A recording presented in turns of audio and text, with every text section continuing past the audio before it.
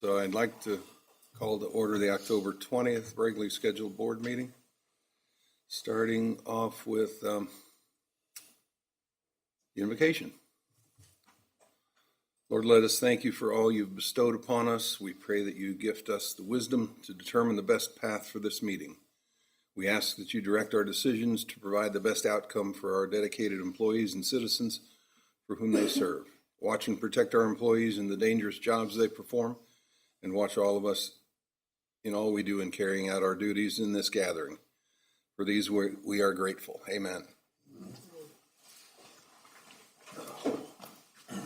I pledge allegiance to the flag of the United States of America and to the republic for which it stands, one nation, under God, indivisible, with liberty and justice for all. Okay, do I get a motion to approve the consent agenda as listed on the meeting agenda? And a second? Second. All in favor? Aye. Aye. Do we have any comments from the audience? Okay. And if we could start off with Darren's report. Well, thank you very much. Got two things that are, first and foremost, we have completed our Indian Mounds substation build. Yeah. And it is a remarkable event. We have, this started over 7 years ago where we saw a need, and there were several projects that were put into this. One was the fin line. That fin line is a transmission line that brings power to us, and it actually was shortened because of excellent work by Matt and Jared and all of the team that was assembled then. And so that actually helps us and improves our reliability, bringing stuff to us. We also worked on the Oakwood substation. A new transformer was put in there. That was along with some other changes. And then now we have the Indian Mound substation. We have pushed it to its limit. We had an outage about 3 weeks ago, and that outage was about 5 o'clock in the morning. It was for about 45, 50 minutes, and it took out most of that area. That Indian Mound substation takes care of all of that industrial and all of those the box stores that we have. And this new substation is going to serve them and serve them well. And so I think we've almost pushed that substation to the very limit of its ability, and we've now changed out. One of the last things they do is commissioning, and this is the transformer that is there. It's tied into the SCADA. We're able to monitor it from here at our SCADA department. We're able to know exactly what the blinks and all of those things are for. There are set points in all of it. They had to go through and they check those points. They recheck those points. And then when they fire it up, they know that it's absolutely perfect. And you sure don't want to have anything but perfect when you're firing up those big transformers and doing that. So the teams that did it were just absolutely fantastic. We had L.E. Myers, Quantum Plus, Keeley Construction, Virginia Transformers, and BHMG Engineering, which really helped make this all happen. It was all done through bids. We had all of the competitive bidding that went on, did it all as it was supposed to be done. The project we borrowed money for was $11 million, and then we used $4 million of our own from reserve to finish it, to make that all happen. And we knew that was that was the way it was going to be. It hit at probably one of the worst times in that we went through the COVID, where you saw the cost of things really escalate, but we've been able to manage. I would also like to give an absolute shout out to our staff, that Matt Munslinger, Paul Hale, and especially Jared Stewart. We asked him to do something that he hadn't done before. As he oversaw these projects, he became sort of a project manager along with running the electric department. He's done his loyalty and his dedication to it, et cetera. It just goes without saying. And I want to give him an absolute shout out for the great work he's done. The second point I'd like to share with you is our economic development. We have some things going on there. One of the things that we're looking at is, so we support economic development. We do it. We write a check to them on an annual basis. And as an electric company, as a water company, we know that if we can get more customers and more businesses, that helps us. We help to expand and share that cost with others. And one of the things we do, we put about $137,000 a year into our economic development. And we recognize the HREDC as the Hannibal Regional Economic Development, that even though there may not be some things happening immediately here in Hannibal, even if it happens close, Palmyra in that area, a lot of times those jobs bring people to live here and work there. And so it's still a benefit to us. And so we've worked together with our partners and the people, and it's better to work with them than to fight with them. And that's what we're doing, is we're not fighting. We're making sure we get along, we work together. We have the couple of good things happening. Our infrastructure helps bring people here. Our economic rate, our rates for water, sewer, and electric are very competitive. Our electric is very low. We have exceptionally good rates compared to this entire state of Missouri, and that's helped people look at us for where we are. We have long-term planning. If we didn't have long-term planning, the BPW wouldn't have partnered with the city in the purchasing of the industrial site. That happened several years ago, over 20 years ago. The BPW bought it. The city was able to sell materials from that site to MoDOT, who helped build a bridge, and then they were made whole there. And then we now have that industrial site, and hopefully we've got an individual or a group, it's MPUA, who I'll look at James on this one. I think we're ready to get that purchased from them, from the city. I won't speak too loud, but that's going to be coming to before the city tomorrow. It's tomorrow night. And, okay. The council has seen the contract. No one has said they're not going to sign it, so they will be officially considering it. They've seen it, but there may be some discussion. But I think the agreement is fair. I think they were good with us on the pilot, the payment in lieu of taxes agreement. It's got an escalator clause that I think is appropriate for us. I think it all looks good, but I am the one that negotiated it, so maybe I'm too close. But I think it's is going to go forward tomorrow night. And it will be and I'm saying that it's a win-win-win. It's a win for us. It's going to help us with rates and with capacity. It's a win for the city. It's going to be great. And it's also going to be a win for the region. And so all of those things, plus it's going to be what we call an incubator. Hopefully with that starting there at that industrial site, there will be others that will be willing. Part of what they're going to do is they will build the roads in. They're also going to be providing natural gas, high-pressure gas into that site. Every single one of those things helps make it a more robust site to be looked at. We appreciate the HREDC. We've had Maria Coons has done a great job of taking and identifying, papering it, and then making sure that this as a site gets taken out into the world, and she advertises it. She goes to the people that are looking for sites. We're in a competitive market. She helps us be on several of the sites throughout the state, throughout the nation, so people know that it's there, available, and people are to look at it. They see what's available on utilities, and whether they want to come here or not. There's several other things having to do with implemented incentives. If there's other smaller industries, et cetera, want to come, we do have a competitive electric rate and water rates that help give them a break as they begin being here for the first couple of years. And so that's an incentive to get them here. We also have, as a local stimulus, we help provide employment to our employees, and they still live in the community. They spend their money in the community, and so that money rotates. And so when people pay the utilities, they get paid here, they put it back into the business, and so we help keep our own economy going. We do contribute. We're a good contributor to the city. We have 5.5% a payment in lieu of taxes, which we give to the city, plus we give for utilities per our tariff, and that's a benefit to them. And so we spend couple of million a year that we help benefit the city on their books, et cetera. And that's about it we have with the economic development. We do support it, and the money we put into it, we believe that it helps not just us, it helps all of the businesses in town, it helps provide opportunities for industry, and we continue to look out for them. Any questions or comments on my report? Is that incentive rate, that 40% first year, 30, 20, 10, is that built into our current rate structure? It is, yes.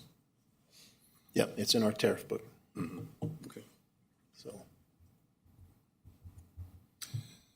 Anybody have any additional questions of the HREDC relationship? It is a lot of money that we spend, but out of a $40 million budget, $137,000 is still a lot of money. yep, it is. So, Okay. Thank you very much. you betcha. Are you finished? I am finished. I will, pretty close. Okay. I'll encourage you to take a look at your community outreach. Erica Mitchell's been very busy with us. We've had she's been on with a couple of news media outlets talking about what's going on in here at the HRDs at the BPW. And she's been at the truck night. We've also been out with the 8th graders trying to let them know about what we do for jobs, et cetera. She's done a great job there. And we have our human resources, which have been keeping us legal. They've gone down to St. Louis, to Jackson Lewis, who helps us to make sure that we're staying true to all of the laws and rules that are changing, and they change quickly, and we appreciate all that they do. And that is it. I'm done. All right. Thank you very much. And Matt Munslinger, please. Good afternoon. As Darren alluded to, we do a lot of things that help try to attract businesses here. And one thing that you'll see here in Electric Report is our availability. For the third month in a row, we're at 99.996. Again, that's takes into account outages and the length of outage and how many customers are affected. So that again, the 99.996, when we saw it in July, was the first time I had seen it since I've been reporting this number since 2019, I think it was. So another thing we've done on the maintenance side of things, as Darren alluded to, we got the Indian Mound substation online prior to the commissioning company coming 2 weeks ago. We spent a lot of man hours making sure that we double checked everything before they got here, and that way it just made their job easier. We ran it with some issues that we learned through the Oakwood substation process, and so anything we could do to help move the process along allowed us to get that online. Water system side of things, you'll see our water production was up over our previous 2 years. That's attributed to a higher daily average than we saw the past 2 years. One item to note, we do have our quarterly change out of GAC media happening later this week. And we did complete the installation of the new chlorine analyzers and turbidimeters. Again, that's replacing equipment that exceeded its useful life, and we had purchased back at the end of August. Water distribution side of things, right there on Cheyenne Avenue at the entrance to Indian Mound substation. Once that construction crew got out of there, our water department went in and replaced a 1.5-inch water main that went most of the way up that street. We replaced it with a 6-inch water main that tied to a 12-inch water main that is right there at the entrance to the Indian Mound substation. So not only did we replace a line that was giving us fits, we were having to make repairs, but we also looped it, allowing us to have better flow through that area. So something we're making a lot of effort this past year doing. Wastewater treatment plant side of things, we did have an EPA inspection. An inspector was here for 3 days, the 10th through the 6th of October. And so the end of September, our supervisor and staff for the wastewater plant spent time with our consultants and went over paperwork and stuff for that inspection. The 2 items they were looking at were our pre-treatment program, which we use Kim Heck to guide us through that program because it's pretty complicated. And so, and then we use Tony Boone Consulting on our biosolids management, which was the other area that that this EPA inspector was looking at. He spent maybe 30, or I guess it was maybe a couple hours looking over a biosolids program, but the pre-treatment inspection was the majority of the 3 days. They had to go out and do inspection of one of our permittees, and then they went and did a site visit with another permittee, along with the EPA personnel. A DNR personnel was there as well, and EPA was critiquing the DNR personnel as well as us. So we haven't got anything official yet, but there were no significant findings that they found. Can I ask you something? Yep. What's a permittee? We got two different permittees on our industrial pretreatment program. The first is what they classify as a categorical. So if the US EPA has identified a business as a potential polluter or have impact on a wastewater treatment plant, such say as chrome plating, such as Enduro does, they're automatically into our program. And then the other users are significant industrial users. Anybody that uses over 25,000 gallons of water a day, they automatically are included in the program. If we identify another customer that, excuse me, that we thought has significant potential to impact our wastewater treatment plant, we could also require them to be a permittee of us. So say we were accepting a hauled waste in from somebody outside of our jurisdiction, we actually can issue them a permit as well. That's what we're trying to do is control the potential of contamination pass through of our plant. Makes sense. Thank you. And there's not too many permittee or programs locally. It was tied to the federal funding that we got when we built the plant back in the late 80s, early 90s, or late 70s, early 80s. Okay. So, wastewater collection, there were no stop-ups on us, though there were a number of calls. We were continuing to maintain our system and address manholes as the street department paves. Then we just, on technology and computer related, again, continuing to make those upgrades as equipment and becomes obsolete and is no longer supported. So, and then there's the business office statistics there at the end of the report. Matt, I have a question. How is fluoride removal going? Still on track for Still on next track. time? Yep. Even with the usage up?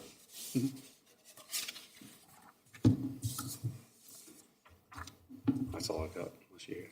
When the fluoride stops, are we going to have to get rid of the storage devices, or can they just sit there forever?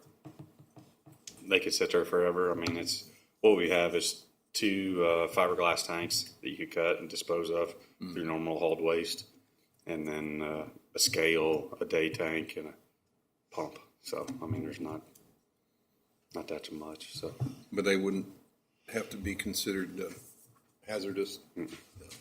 Will we use all of it before we want the next meeting, or will it I think it'd be close. We'll just have to see what the water production is over the next month. Okay. And there is still some stuff we got to work out with DNR over when the actual date is. So. All right. Anybody have questions of Matt? I guess we'll release to the public that we are Yep. being done with the fluoride on that date. Shout it out. Okay. Anything like the stuff that we're not going to use, the scale, all that jazz? Is there any way to like auction that or give it? It's not worth it. I mean, last time I saw the scale, it was. I mean, there would have been some fluoride spilt on it. So I mean, it's rusted. It's been there for It's really not worth 10 it. plus years. I mean, Okay. so Yeah. All right. Anything else? not on that report. Okay.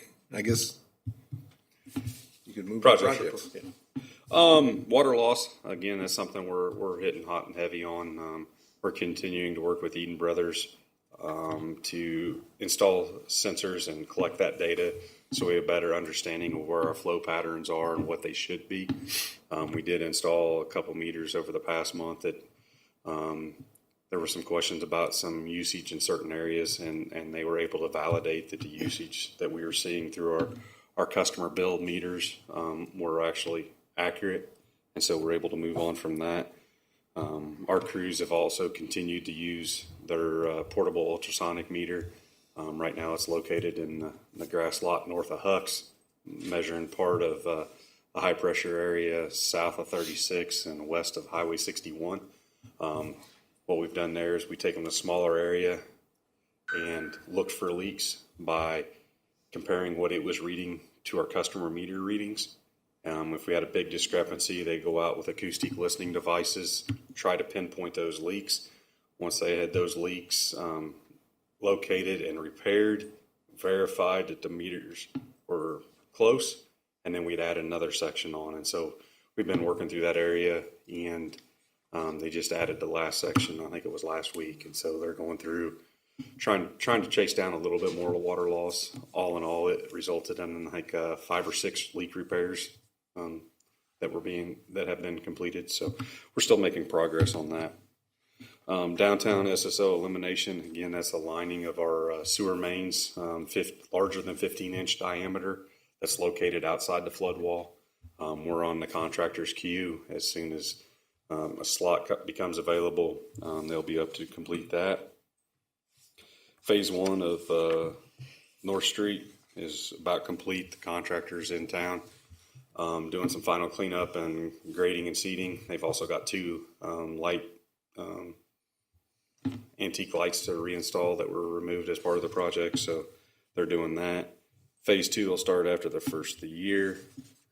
Happy to report that Bear Creek Dam Spillway project is complete. We had the dam safety program of MDNR in here the 6th, I think it was, and they did some verification of elevations before the contractor pulled out, and they verified that the elevations were what they needed for us to get a full permit instead of the provisional permit that we've been operating under, I think, for the past 4 years. So that's good news. Talked with the engineer today. The contractor has got the site seeded, and some of the grass is already starting to come up. So hopefully we get some rain, just not torrential rain. So. And then the last item to report is, as Darren mentioned earlier, we did get Indian Mounds substation up and going. There's a few punch list items that we've got to work through, but again, applaud Jared and his efforts in getting that to completion. So. All right. Any questions of Matt on these? Looks like you're gonna be able to take some time off with all these projects then. Yeah, true. Thank you very much. Thank you. And Paul with the financial report. There you are. All right. Good afternoon. It's great to see all of you. Thank you for being here. On the balance sheet, total cash is up from last month about $121,000, but we're still down about $7 million from a year ago. We've talked about the higher revenue that we brought in July and August, and that is what's caused the recent uptick. And as you know, the overall decrease in a year's time is primarily due to purchase power with the capacity last year, and then it says ongoing, but I'll say completed Indian Mounds substation project. We do also have 2 substantial invoices that were outstanding with the Indian Mounds project, and so that's why you see the increase in accounts payable at month end. Those were both paid in October. We do have maybe 3 or 4 invoices left to pay on the project. So not quite complete from my end, but definitely complete from the more important end. So no other significant changes on the balance sheet. Utility-wide total assets were up slightly from a month ago and are about 1.9% less than a year ago. Looking at the income statement and comparing that to budget, we did finish the electric fund with a net loss of $41,000, which was right at budget. Revenues were about 6% higher in that fund, but purchase power offset that increase as it was a bit over budget as well. The water fund did perform significantly better than budget in September. We did not have a carbon change out in the water fund, and so operating expenses were about $127,000 less than we expected. And then the sewer fund did also outperform its budgeted net income. It had operating expenses come in lower as well, and it was able to finish with a net income of $116,000. So looking back a year ago and comparing ourselves, the electric fund did perform much better this year as it had better results in every category. If we look at kilowatt hours sold, we sold about 4.6% more this year than last year. The water and sewer funds both performed better as well. Both funds there had slightly lower revenues and but also significantly lower operating expenses. If we look at units, gallons sold were 1.4% higher this year in the water fund and about 5% lower in sewer. So year to date, we're 3 months into fiscal year 2026, and the electric fund continues to perform better than budget. And we have had higher revenues than expected so far and lower operating expenses. I will point out that we have not quite recognized all of the MISO energy cost for the period of time that we were missing load there in July and August. We talked about that last month. We have paid for the majority of that, and so we do have a pretty good idea of what that cost will be, and so I've went ahead and added that in. And so everything in there should be pretty much accurate as to what we'll pay for purchase power for that missing load during those 2 months. The water fund sitting at a net income of $295,000. That is better than expected, and that's due to those lower operating expenses. We do have our next carbon changeout scheduled for the end of October, and so we will have that substantial expense next month. Sewer fund is just slightly behind its projected net income as it has slightly higher operating expenses compared to budget. Comparing ourselves this year to last, utility-wide net income is about $466,000 more than it was last year. The electric fund does lead the way. Operating revenues utility-wide are up by about $988,000. That's about 9%. Net purchase power so far is about $865,000 more than a year ago, which you might find surprising considering capacity is much less than it will be or than it was last year. But if you'll recall, that higher capacity last year was in the fall and the spring months, and so we haven't quite rolled through to those fall and spring months where we had that higher capacity last year, and so that'll start to even out as the year goes on. And then lastly, operating expenses this year about $289,000 less than a year ago. We've got all of the other items on there. If you will flip down to page 23, we'll look at our debt coverage ratio. If the fiscal year were to end as of the end of September and we were to run that calculation, that is small, the electric fund would be at a debt service coverage ratio of 4.3. The water fund would be at 2.05, and sewer would be at 4.35. I've also reported to you the trailing 12 months, and so if we looked at just the last 12 months of revenue and expense, the electric fund would be at a negative 2.86, water would be at a positive 2.24, and sewer would be a positive 3.2. So like we've reported, July and August and even September really are some of our better months for the utility and electric. Definitely with having the higher revenues, we definitely sell a lot more when the weather is hot. And so it's pretty typical for us to have better numbers for those 2 months. And then that's all I had on here. Cash reserves are listed, investments, and the audit continues. The financial statement audit continues to track along. We do still plan to present a draft to you next month at our November board meeting with an expectation to finalize that in December by the end of the calendar year. And I think that's all I have. Is there any questions on the financial report? Do you have a suspicion why the MISO credit was so high for Prairie State? Specifically for September? Yeah. What was it again? 630. Oh, yeah. Yes, that's a great question. And that's a substantial reason for why purchase power has been so much higher. Earlier in Darren's report, if you look at the average LMP price for power, which is the hourly price that we pay, the average was $42.50 for September. Last September, that average was just under $30 an hour. And so if you average that out over all the kilowatt hours that we purchase, it's pretty substantial on the expense side. But then, like you're saying, we get that back with Prairie State with what they generate, and they're able to sell back into the market there. It's going to lead to a higher credit. So it does kind of offset because we're paying more for energy, but we're getting more credit back from what Prairie State is generating as well. So everybody else is paying more, so that makes our share better. Right. Yeah, cool. Yep. Thank you.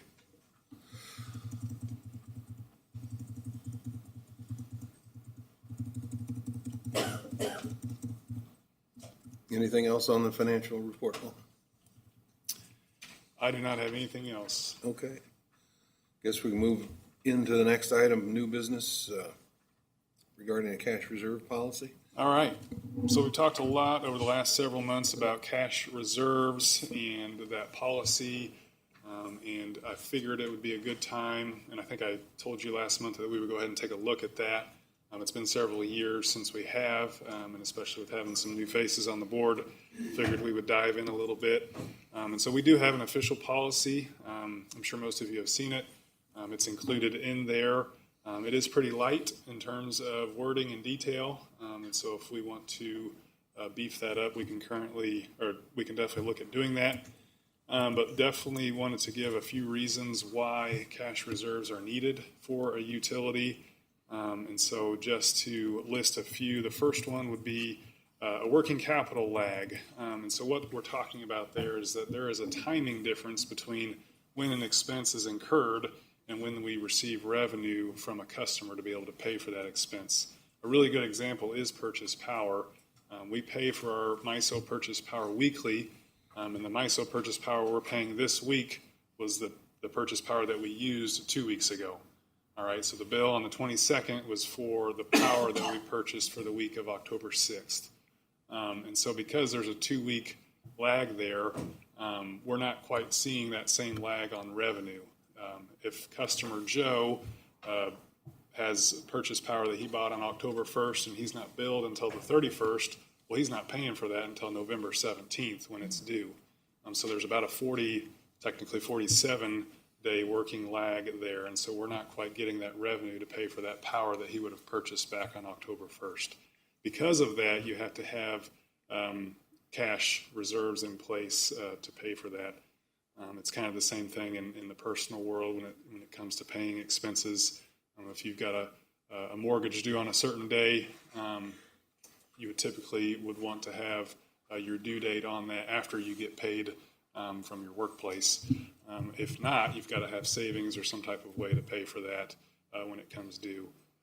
So that's one reason. Number two would be investment in assets, and not necessarily talking about capital improvements, which we'll talk about later, but as you all know, the utility industry, we have substantial investment in assets out on our system. We're very asset intensive when it comes to substations, transformers, poles, bucket trucks, that thing. And so if catastrophic events occur that damage those assets, we have to have funds in place to be able to replace them. Being in Missouri, we are definitely prone to all kinds of catastrophic events, ice storms, earthquakes, windstorms, floods, frozen water mains, and tornadoes.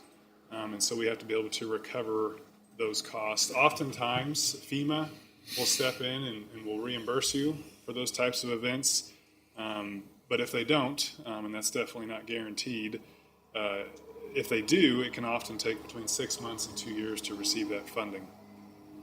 So just looking at the last 5 years, a couple of the catastrophic events that we have experienced. Great timing by the mowers here. Bear with me. January of 2021, we had an ice storm that rolled through that left several customers without power. It cost us, by the time we brought in neighboring utilities to help us out and get everybody back into power, it cost us about $275,000. Very similar situation, different type of storm was in August of 2021 where we had a windstorm with several customers out of power. That cost about $217,000 to get everybody back. You might recall Winter Storm Uri back in February of 2021. We didn't necessarily have a storm there, but definitely had a polar vortex that came through. In February, a normal week's worth of power costs about $100,000. We spent $958,000 for power for that particular week alone. So the net impact for the 4-day event was $814,000 for us. Transformer repairs. Every year we go out and we test our transformers to make sure they're operating correctly. We take samples of the oil. We have our Oakwood substation. There's 2 transformers there. There were tests in November of 2022 and August of 2025 that failed. And so when that happens, we immediately take that transformer offline.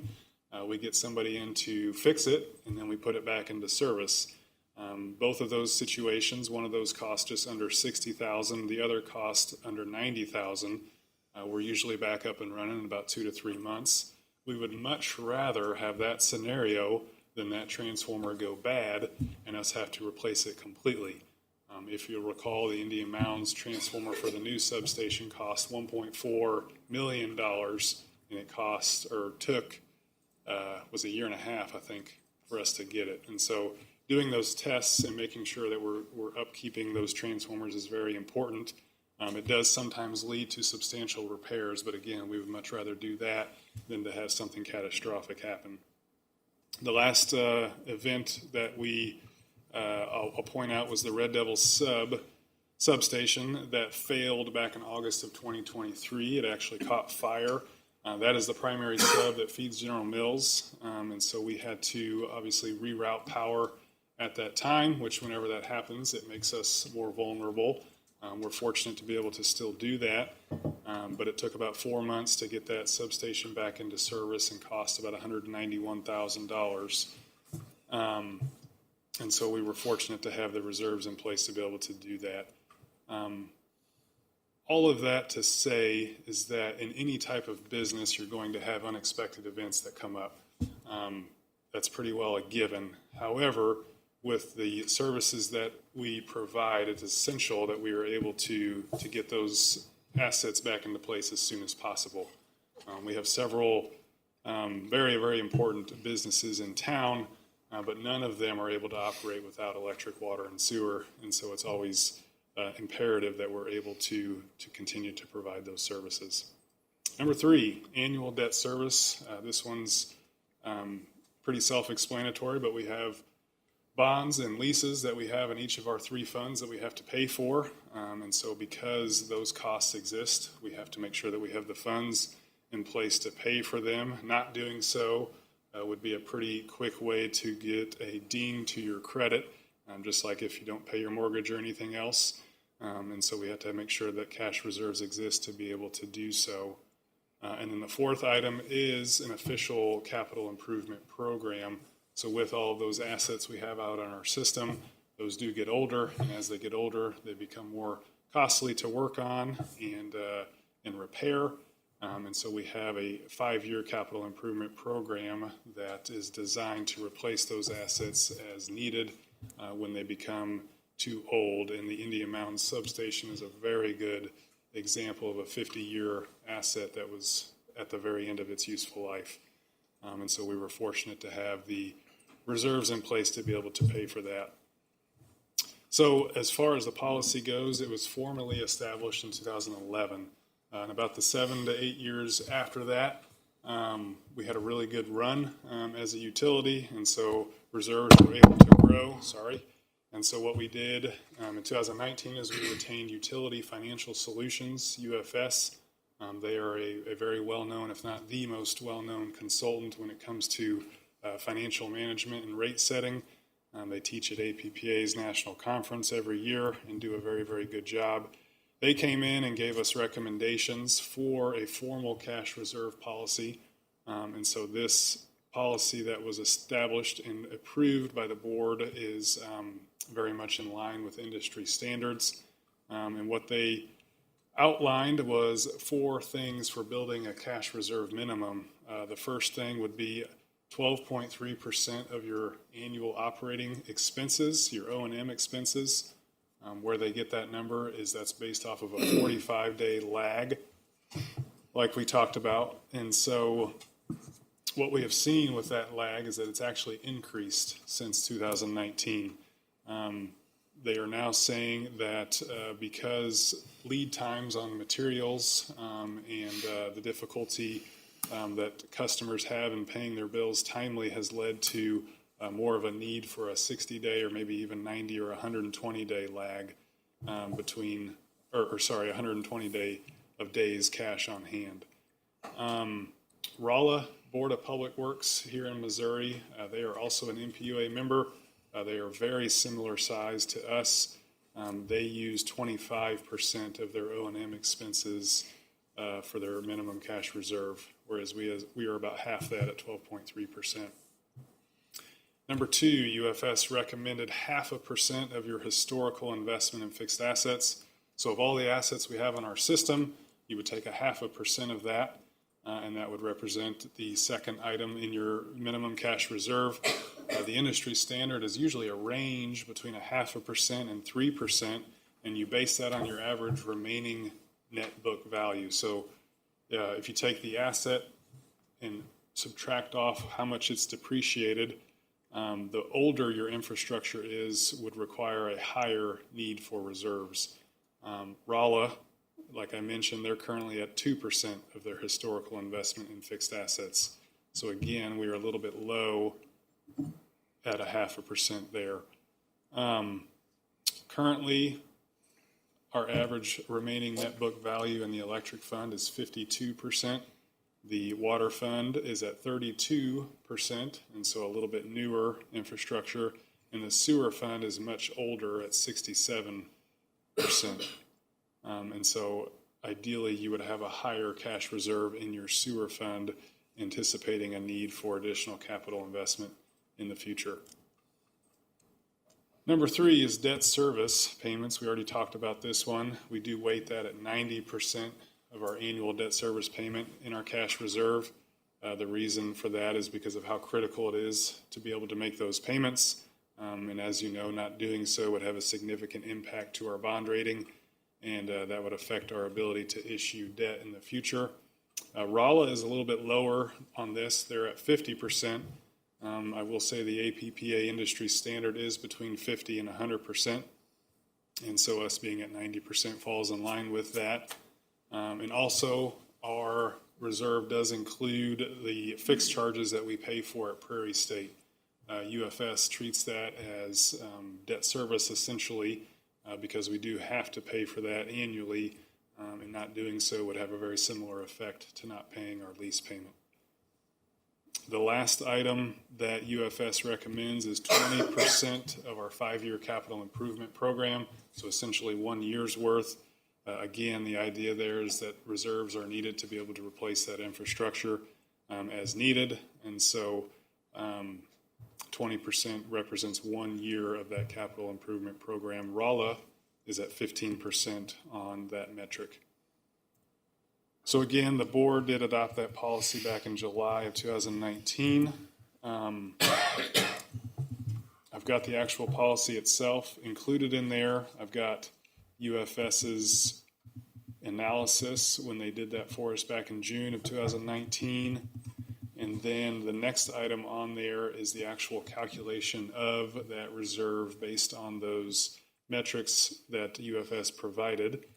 And so based on those metrics, the calculated electric funds minimum, let me say that again, the calculated minimum cash reserve for the electric fund is $13,780,000. As of today, the electric fund is at $6,115,000. The water fund's calculated minimum is $4,670,000. It currently stands at $3,940,000. The sewer fund's calculated minimum is $2,830,000, and it currently sits at $6,073,000. And the reason, again, the sewer fund is a little bit higher than the rest is because we have such aged infrastructure in that fund. We are anticipating needing to spend heavily in the sewer fund with our wastewater treatment plant once we receive that NIPDES permit back. And so because of that, we do have the cash reserve to be able to pay for that new infrastructure as it's needed. And the only other item I have on there is our historical cash reserves back to 2007 that we look at every month. I'm going to stop talking now. I've talked too much. This is a discussion, so I'm happy to take any questions. If you have a different approach you would like me to take. I said I was going to stop talking. One last thing we did is we did go out and poll other MPUA communities. We basically asked them, do you have a policy? Where did you get it? And what do you do when you drop below the minimum? We did receive 10 responses back, which is pretty good. All 10 of them did have a policy. The majority of them were very similar to what ours looked like. They base it off the APPA or UFS recommendations. Some of them had different variations. We talked about Rolla. It was slightly different. So there are different ways to skin the cat, but all of them kind of boil down to the same types of analyses. So are there any questions at this time? Another thing we could do is have UFS come back in and refresh that, or we could have another vendor come in and look at it as well. But happy to do whatever approach the board wants to take. Were they in similar situations with cash reserves being below? There was at least one utility that said they were below. I can't remember which one it was. They were a smaller utility. I'm trying to think of Rolla specifically, what they did when they dropped below that minimum. There was one of them, I don't know if it was Rolla, they had the almost exact same verbiage we did. I bet they used UFS where it said raising rates or controlling expenditures in a very similar manner to what ours says. But yeah, not all of them had specific mechanisms on what you would do. It's just kind of a known that this is the minimum you need to be at. And so whether or not you put in actual verbiage to tell you how to get back to that minimum or you don't, I guess just kind of makes it implied at that point. But yeah, there was one specifically that was below that minimum. They didn't list exactly what they were doing though to get back to it. But yeah, Mike. I got a question. Obviously the rate or the cash reserve came up as we were all talking about rate increases. Right. What other events would cause you to go back and take a look at that cash reserve policy besides rate raises? Are there other things that could occur that would cause you to take a look at that? You mean like throughout the year? Yeah. Throughout the year. Yeah. With a portion of it, with most of it being based on your O&M budget, and then your debt service, those are fixed. We know what they're going to be. I guess, as we know, the budgets, the actual numbers aren't always going to agree to the budget. And so you could try to recalculate it based on a projection, but it's a lot safer just to stick with what you budgeted. I guess really the only thing I can think of with ours specifically would be if Prairie State were to go kind of one way or another. If we were paying way more for Prairie State than we had expected, then we might need to bump that reserve up or vice versa. But yeah, with it being already budgeted, and all of that being included in that O&M line. It's kind of like going back to the policy itself. We take and watch carefully your current budget operations and maintenance, any of your O&M. If we see things change there, and you see inflation pushing things, we see what's happening with all of the industry itself. Come COVID, we've seen probably a 20 to 30% increase in that. So we watch that O&M. So we have to recalculate what that minimum is going to be, and it changes. It walks on us. The other thing you look at is your 5-year capital plan. That has as we're looking at things that we need to put in the ground and build, those are things that really, really make us take a look at it. Paul went over, you've got the electric, water, and sewer. We know that with water, we've got a couple things going on. And it's purely regulation. You've got the PFAS, which might be coming. We've got the lead and copper rule, which is coming. Both of those are some big, big items. And so we don't have it within that 5-year, but we're given a window and a time frame that we need to be preparing for. And when it comes to the electric, we still have a tie line, which we need to have in the works. We've pushed that out to the 5-year mark, but we may have to move that up depending on what happens around us, things we don't have control of. And so we watch very carefully what happens with our capital planning, our O&M expenses, and anything that changes, and Paul keeps us running on what we see is that. But again, most people don't have it below that minimum. And when they get below that minimum, it's pretty exciting. I will simply say, the amount of, that we have the cash on hand, there's a lot of people that are pushing to 180 days. And there's many of them going all the way out to 3/4, even a year of cash on hand because of the way things are changing. So, you know, it's tough. We don't want to have the people's cash in our hand, but it also helps us be as efficient as we can. Part of that is getting away from having to go out and go to bonds, having to go out and borrow money to do projects. It is just far more expensive for everybody when you go out and borrow money versus being able to pay for it yourself. And so that's where we try and do our planning with you. We try to be as open about what we're doing. I think we've been very wise about how we do that. But if we can have that money in hand to do our own projects, it saves the people huge amounts. It just makes it better for everyone. Would there be an event with economic development, like attracting a large consumption, another General Mills comes in, does that change what you have to have for cash reserves? It would, because you're also managing what is your annual debt service, but the historical investment in fixed assets is where that would hit it. You would see that increase some. But so it's all in that formula that we would look at that. I love getting to the point where we're paying for ourselves.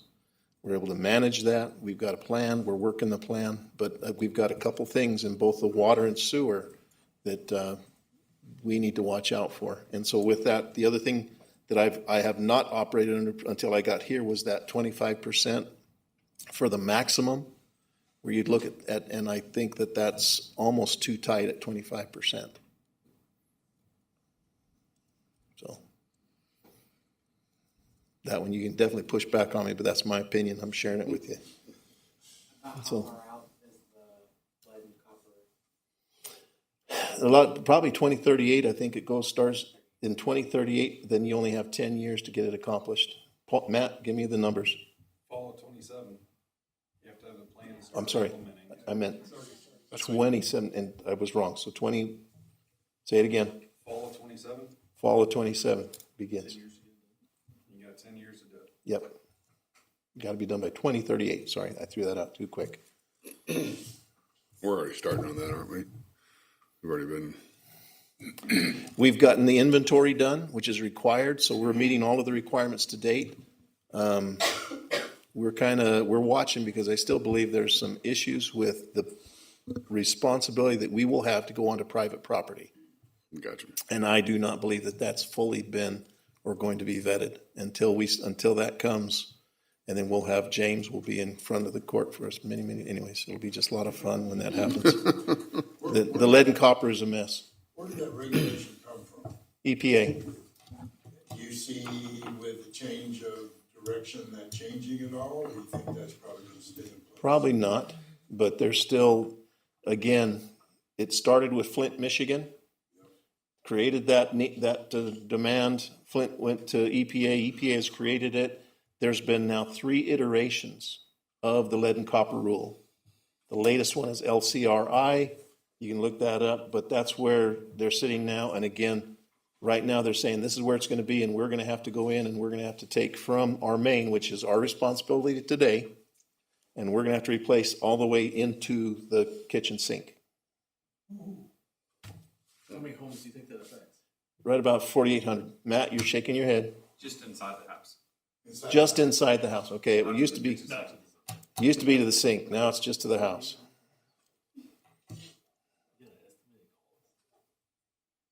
We're anticipating that the average cost of that, we're looking at what we have heard, and we're taking other people's word, is it takes roughly $10,000 to $12,000, some up to $15,000 just to do that. So if we've got 4,800, do the math, 4,800 times 10,000, we're $48 million roughly. But that doesn't affect new build. You're talking It will not. The older stuff. So the inventory, what we've done is we've gone back on all of the blue sheets that tell you when it was constructed, what materials were in it, if it's available, if they've put it in there, and anything since 1986, anything built after 1986, the rules of the plumbing code, all lead solder, all lead fixtures had to be taken out. So if your home is built after 1986, we have high confidence there's no lead there. Wouldn't a simple water test be able to absolve that? Well, not really, because our water is not corrosive. So we do testing. We still have to do the testing per the law. Every 3 years, we have so many homes that we go in and we test it on. We test the homes that we feel might have that lead, and we come back and we are under, most of them are non-detect. Some of them do have a small, and we're measuring that down to the parts per billion.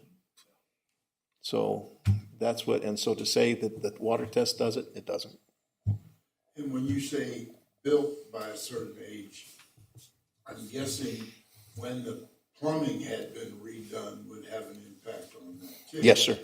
Yep, absolutely. My house was built in the 1800s, but it's got PEX throughout the whole thing. You're golden. And my guess is that. Between the main and the house. They probably, I don't know that they did that. That's but, yeah. That's Yeah. the concern, and what they found in some places is the house has been updated, you know, they replaced the curb stop or the meter setter. So if you look down in that pit or do a hydro excavation and see it, you see new stuff, but you go 18 inches, 2 feet, and you got lead. I would guess that ours was probably that way. So those are floating out there, and that we need to be prepared for. We need to have these discussions and know what our plan is going forward, and what is the federal government, what are we going to be required to replace, and how are we going to pay for that? One of the issues is going to be is the feds can mandate what they want. Unless they change state law, they don't give us the power to go on someone's property to dig up, or I guess maybe we could bore. You know, boring is what's going to cost you 10 to 15 grand. I can personally say, Yep. 15 foot cost me 10 grand. So from the meter to my house. But again, if we don't have an easement, which we don't in general, I'm not sure that the feds can force us to do it. Now, I'm not saying that we're not going to still have problems, but it's a mandate that I anticipate in a lot of states. I'm not sure that they can enforce. Well, the government will have to be open for that to happen anyway, so who knows? Excellent point. And again, when we ultimately come to a conclusion, we're going to have James sitting in that room, because there's lots of questions, and how do we handle it the right way?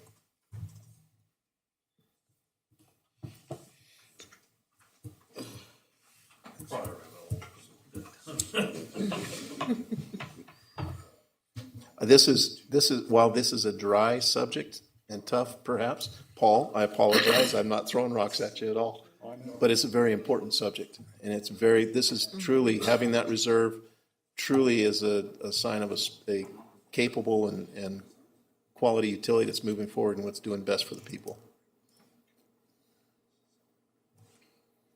And I'll shut up.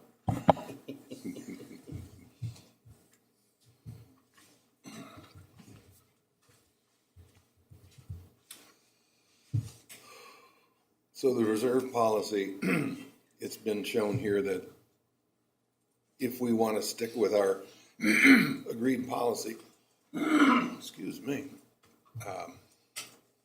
we need to either change the policy or act to get the reserves up to where they need to be.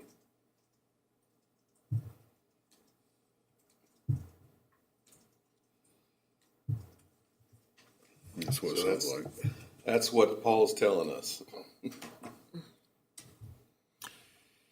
From a political standpoint, I think it's a really, really bad idea to take the position that you're going to increase rates to comply with a policy that, with all due respect to the people that complied it, is based upon speculation and trying to figure things out. But and I'm not saying they didn't make a good faith attempt, and I'm not saying that their numbers don't have a valid basis, but I'm saying that the public is going to crucify you on that, because I'm confident I couldn't explain it to the public, why all these things had to be done, and therefore their rates have to go up. I mean, I recognize, and I wasn't sitting here belligerently not listening. I heard everything Paul said, but my point was, and this is me who has been doing this gig a long time. I was sitting here thinking, yeah, okay, but all of that is speculative, and it is based on things that are not going to make any difference to your average ratepayer and voter. I think it is important to continue to increase your reserves. I think you're absolutely right, and I think it's something that you need to do, but my suggestion would be, and this is purely political, I understand your all's position because I'm not bright enough to run through those calculations or criticize, et cetera, et cetera. That's not what I'm trying to do. I'm saying from a political standpoint, I think you are absolutely on the right track. I think you absolutely need to raise your reserves and increase your reserves because as things, if for no other reason, as the economy changes, things become more and more expensive, and you can't even leave them where they are. They have to increase, otherwise you won't be able to pay for stuff. I think that's clear, but I'm also saying maybe try to figure a way to do it without raising rates, and if that is, we're going to take a look at it and we're going to put something in the policy that says we can waive certain things or we can make some changes, et cetera, et cetera. That's going to be my recommendation to you. And I know you didn't ask me for a recommendation, but when I hear things that are politically going to be a problem for you and are going to really upset the ratepayers and the taxpayers, I feel like I need to speak up. And with that, with what James said, Paul did explain that there is variance by different folks on how they do it. If it was a one set way that everybody does it, you'd have no option. But I really think it's dangerous with the fact that there are different ways different communities handle it. Not that you're not doing it the right way either, but that could be a problem as well. The other point I would make is I remember when they passed that policy and they'd never had one. I mean, there had never been a policy on point. Dr. Harder was like, are you all crazy? You have to have some kind of policy on this, and you have to build your reserves. And when he laid it out for him, it was very clear that he was absolutely correct. I don't say that to mean you don't need a policy. I just say it's not as if this is something that's been set in stone for 50 years. It's 12, 15 years ago is when that happened. I don't think the fundamentals of the UFS study have changed much. The percentages that you need to keep I've read through the 11-page policy report, and there's nothing that looks really out of kilter. I guess at this point, before we look at increasing rates or doing something else, it'd be worthwhile letting the last rate increase boil for a while and see what's going to happen in the next 6 months, because we got a lot of increased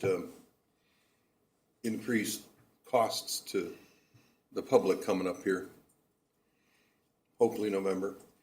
With your Prop 1 probably more than likely passing, those kind of things, you're going to have a lot more increases in the and we don't even want to say the S word.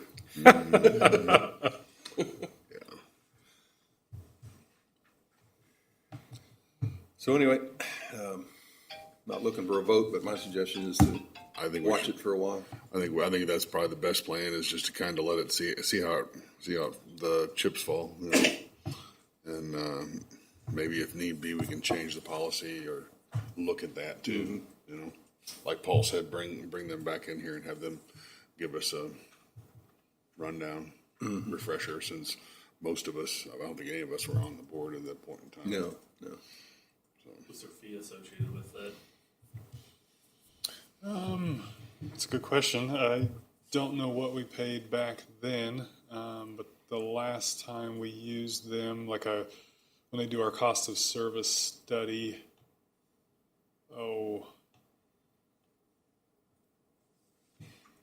Yeah, I'd hate to give a number and be wrong.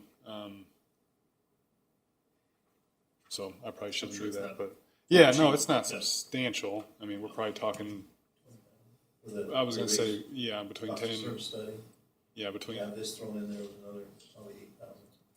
the cost of service study was somewhere around, yeah, I think 15 to 20,000. I think this would be less than that.